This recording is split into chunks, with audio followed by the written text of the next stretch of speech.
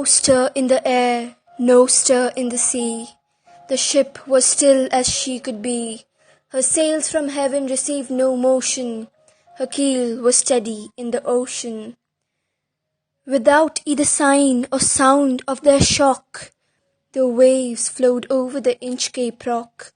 So little they rose, so little they fell, they did not move the Inchcape bell. The abbot of Aberbrothock had placed the bell on the Inchcape Rock. On a buoy in the storm it floated and swung, and over the waves its warning rung.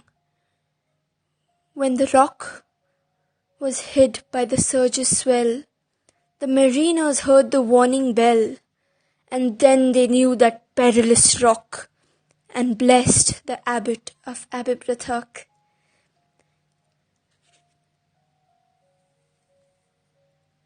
The sun in heaven was shining gay. All things were joyful on that day. The seabirds screamed as they wheeled around, and there was joyance in their sound.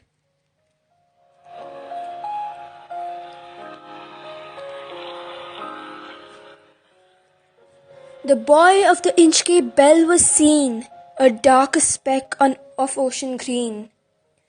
Sir Ralph the Rover walked his deck, and he fixed his eye on the darker speck. He felt the cheering power of spring. It made him whistle, it made him sing. His heart was mirthful to excess, but the rover's mirth was wickedness. His eye was on the Inchcape float.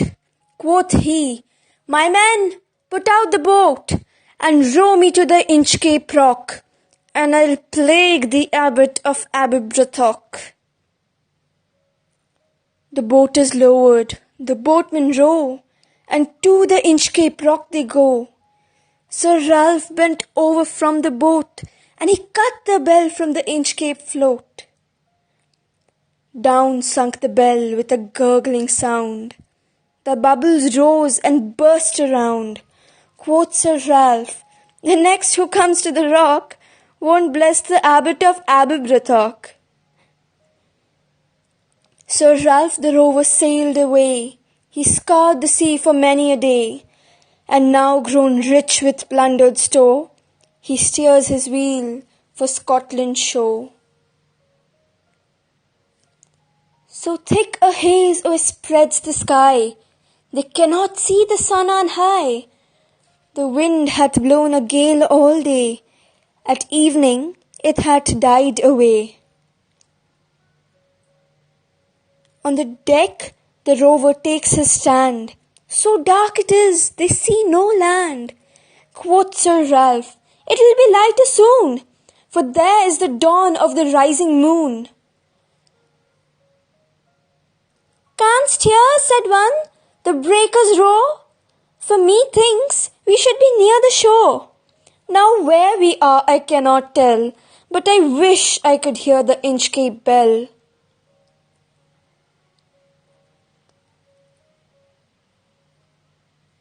They hear no sound, the swell is strong. Though the wind hath fallen, they drift along. The vessel strikes with a shivering shock. Oh Christ, it's the Inchcape Rock! Sir Ralph the Rover tore his hair. He cursed himself in despair. The waves rush in on every side. The ship is sinking beneath its tide. But even in his dying fear, one dreadful sound could the rover hear. A sound as if with the Inchcape bell, the devil below was ringing his knell.